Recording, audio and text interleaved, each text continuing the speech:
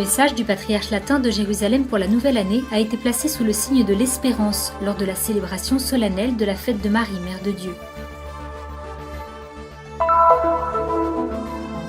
En la fête de Saint-Étienne, la communauté franciscaine de Jérusalem est venue prier en présence de chrétiens locaux et de pèlerins dans l'église orthodoxe qui commémore le sacrifice du premier martyr. Les chrétiens de Nazareth ont célébré la solennité de la Sainte Famille au sanctuaire de l'Annonciation, où la coopération entre les communautés religieuses a permis la première transmission de la messe et la programmation des événements en direct du sanctuaire en 2015. Mélange de foi et de dévotion entre les sanctuaires, le jumelage de la basilique de l'Annonciation à Nazareth en Galilée avec le sanctuaire de Notre-Dame-du-Puy à Capurso, Italie.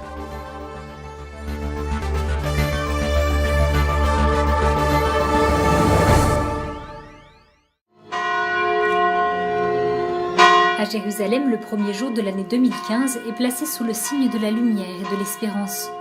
Tôt le matin, les cloches sonnent et la communauté chrétienne se rassemble dans l'église de la cocathédrale du patriarcat latin.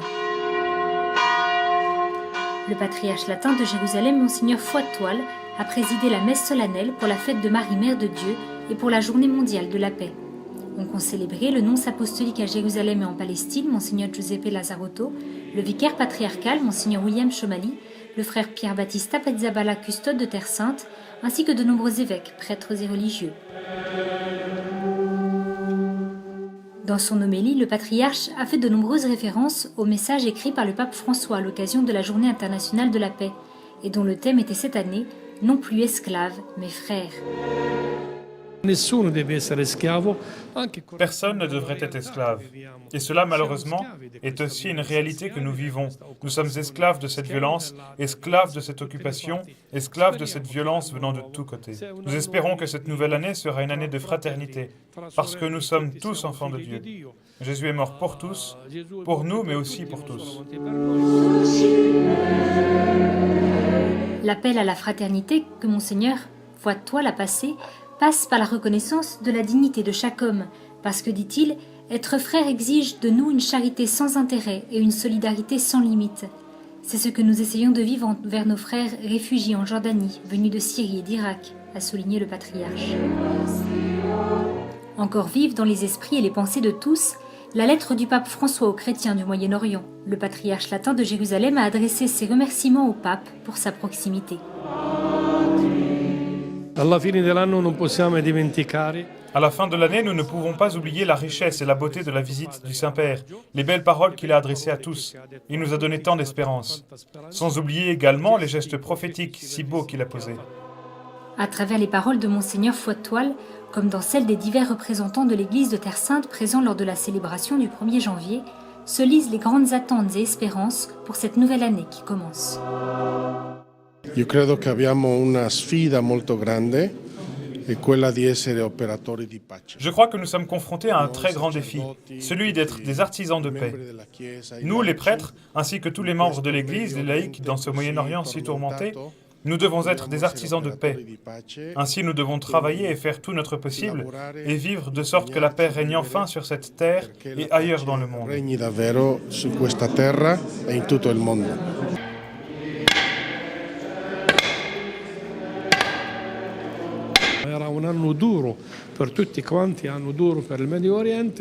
Ce fut une année difficile pour tout le monde, une année difficile pour le Moyen-Orient, pour la Palestine, pour Gaza, à cause de la naissance de l'État islamique, de l'éveil du fanatisme religieux.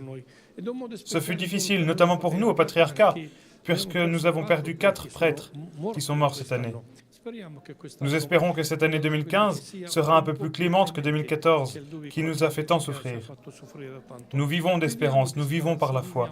Nous savons que, en toute chose, le Seigneur ne nous laisse pas seuls, même lorsque nous avons l'impression que nous avons été abandonnés. Gardons l'espérance, nous comptons sur l'amitié, la fraternité et la solidarité de nos si nombreux amis d'Europe, d'Italie et du monde entier. Di tanti amici che verranno dall'Europa e dall'Italia e dal Brasile e di tutto il mondo vengono a trovarci.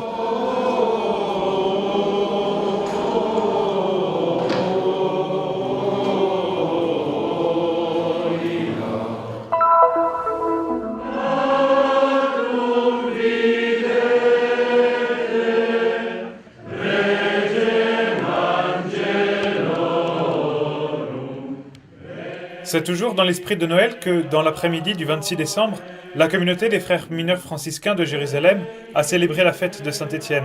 Religieux de différentes congrégations, pèlerins arrivés pour Noël et chrétiens locaux sont venus également assister aux vêpres à l'endroit où est commémoré le sacrifice du premier diacre et martyr chrétien.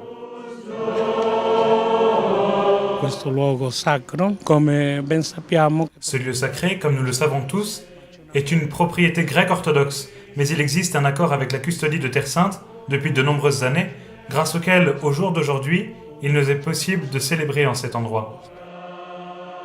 Le monastère orthodoxe a été construit en 1957 dans la vallée du Cédron, non loin de la basilique de Gethsémani, et est l'endroit où, selon une ancienne tradition judéo-chrétienne, Étienne a été lapidé peu de temps après la Pentecôte, près d'une roche.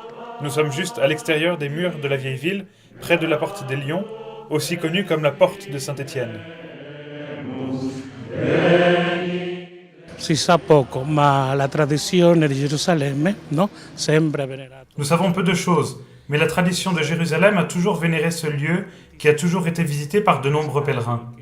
Les fouilles près de la roche rendent aussi témoignage au lieu. Danno testimonianza di questo luogo.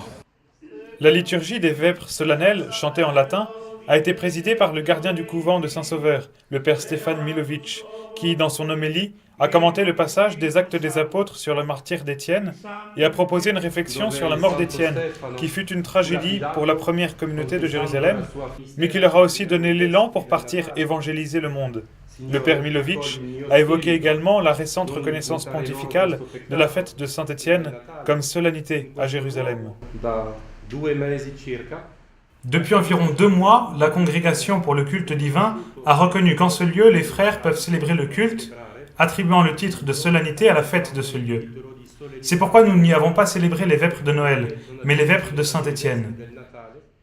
Dans un esprit œcuménique, après la célébration, frères et pèlerins ont visité l'église orthodoxe de Saint-Étienne, située juste à côté du lieu du martyre. Dans la prière universelle, mention spéciale a été faite aux martyrs d'aujourd'hui, ainsi qu'une demande d'intercession, afin que le souffle qui a animé la première communauté chrétienne de Jérusalem puisse révéler aussi à ceux qui œuvrent aujourd'hui dans la ville sainte comment devenir des témoins. Martyr signifie de fait témoin. Jésus est né et emporte immédiatement avec lui ses martyrs. La mangeoire est entourée par ces martyrs. Saint-Étienne aujourd'hui, Saint-Jean demain, puis les saints innocents de Bethléem.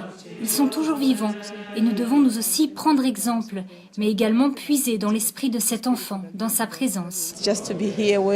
Être ici, tout simplement là où Étienne a été lapidé parce qu'il aimait Jésus, est vraiment émouvant. J'ai vraiment senti la présence de Dieu.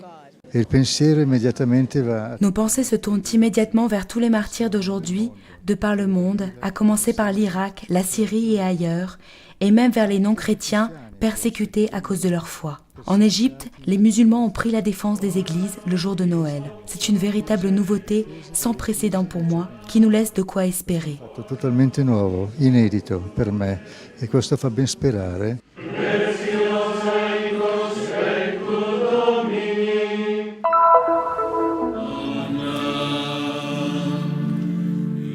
La communauté chrétienne de Nazareth avait plus d'une raison de célébrer ce dimanche 28 décembre la fête de la Sainte Famille. La messe dominicale à la basilique de l'Annonciation a été diffusée en direct à 10h heure locale pour des milliers de personnes de langue arabe, en particulier du Moyen-Orient et avec des commentaires en portugais pour de nombreux pays du monde. Ce rêve de commencer une relation entre Nazareth et le reste du monde grâce à la télévision a commencé il y a une dizaine d'années et devient désormais réalité. Nous avons créé ce lien par le biais de la télévision entre le lieu de la Sainte Famille de Nazareth et toutes les familles du monde, là où la vie naît et doit être protégée.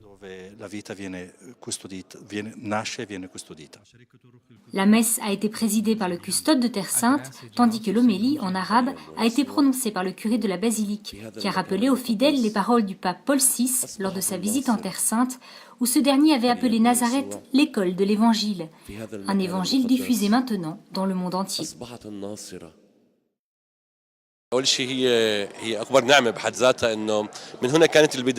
C'est une grande bénédiction d'être là où tout a commencé, dans la maison de la Sainte Famille, et en plus d'être en mesure de transmettre cette grâce dans le monde entier. Le pape François a dit qu'il est nécessaire de faire un pèlerinage spirituel à Nazareth. Tous ceux qui ont vu cette émission aujourd'hui ont pu se sentir spirituellement ici avec nous et ont pu également être fortifiés. Espérons que ce soit un nouveau départ pour tous. Une urgence pour l'Église consiste à se rendre plus proche des chrétiens qui souffrent au Moyen-Orient et qui ont besoin de sentir que le pape François et l'Église tout entière sont avec eux. La messe de la communauté paroissiale de Nazareth, qui est célébrée par le curé de la paroisse, est une voie pour les chrétiens qui vivent ici. Nous espérons surtout que celle-ci puisse toucher toutes ces familles du Moyen-Orient. Le satellite couvre en effet toute l'Asie, de sorte que ce message puisse apporter espérance, joie et disponibilité au mystère de Dieu. Un travail de plusieurs mois, réalisé avec dévouement, collaboration et partenariat, cette union qui commence avec ceux qui sont derrière les caméras devrait arriver comme un message d'espérance sur le petit écran de la maison de milliers de chrétiens du monde entier. Ici, dans la basilique de l'Annonciation, nous travaillons en collaboration directe avec les franciscains, avec la communauté Shalom qui nous a aidés dans le programme à la maison avec la Sainte Famille, et avec toute la communauté Canção Nova qui a collaboré et fait le maximum pour rendre cette transmission possible. Un investissement que la communauté Canção Nova propose à des milliers de Brésiliens et Portugais, grâce à un système de communication offrant 24 heures de direct et des programmes 100% catholiques. L'Europe, l'Afrique du Nord, l'Asie et le Moyen-Orient recevront un signal télé avec le programme du sanctuaire. Une responsabilité assumée en accord avec les franciscains qui ont décidé que ce rêve devait être partagé en toute gratuité avec tous ceux qui veulent contribuer à l'évangélisation. Tous les téléviseurs du monde, catholiques et non catholiques, toutes les télévisions qui le voudront pourront se connecter gratuitement à la grotte de Nazareth avec la Sainte Famille et célébrer avec joie cet héritage. Un exploit que les chrétiens de Nazareth célèbrent déjà en laissant leur message. La chose la plus importante est que les gens du monde entier auront l'occasion d'entendre le vrai message du christianisme par la voix des chrétiens eux-mêmes au sujet de l'amour, du pardon et de la foi.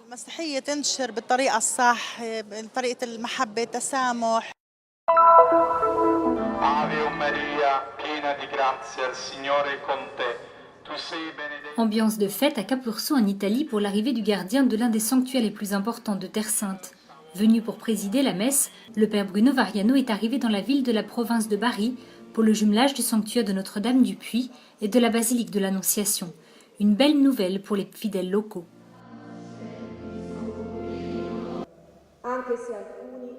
Nazareth est la maison de chaque chrétien, donc je pense qu'aujourd'hui se réalise ici une véritable union spirituelle pour notre âme, le sentiment que Notre-Dame est toujours avec nous.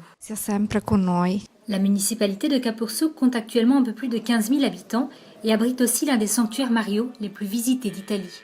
Une tradition commencée en 1705 qui continue d'attirer des milliers de visiteurs.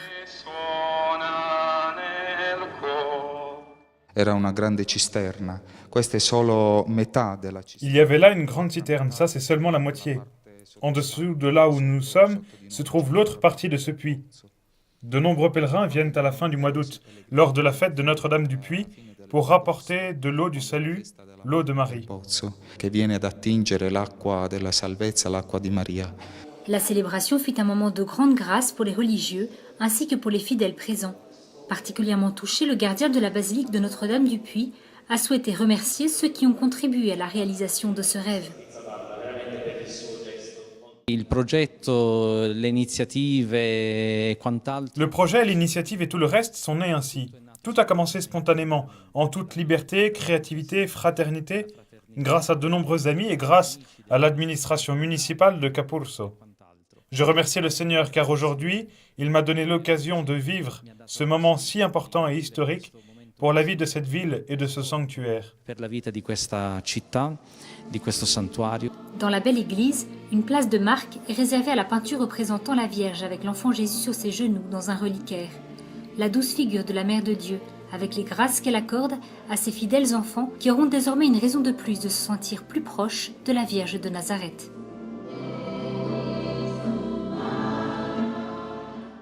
Le jumelage de la basilique de l'Annonciation à Nazareth avec la basilique de Notre-Dame du Puy à Capurso et avec le sanctuaire de Notre-Dame de Vetrana à Castellana Grotte, ici dans la province de Bari, est une expérience unique. Oui, c'est vraiment une expérience formidable.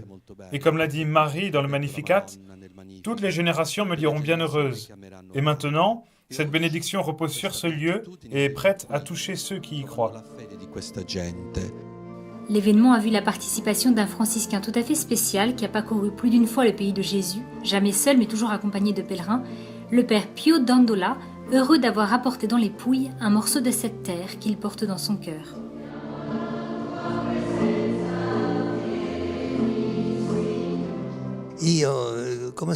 Quant à moi, comment pourrais-je ne pas aimer cette terre?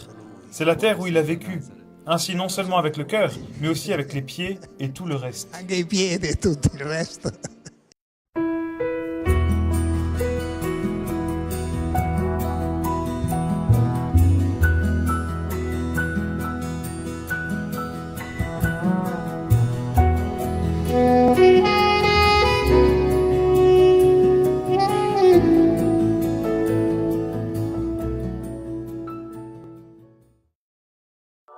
Nous sommes ici pour faire connaître la Terre Sainte, pour donner une voix et une visibilité à l'Église mère de Jérusalem, aux chrétiens locaux et aux lieux saints. Nous sommes ici pour raconter les histoires nombreuses et souvent oubliées de ceux qui vivent au cœur des difficultés avec foi et courage. Nous sommes ici pour porter au monde entier l'espérance de la terre de Dieu. Soutiens ceux qui œuvrent au nom de la custodie de Terre Sainte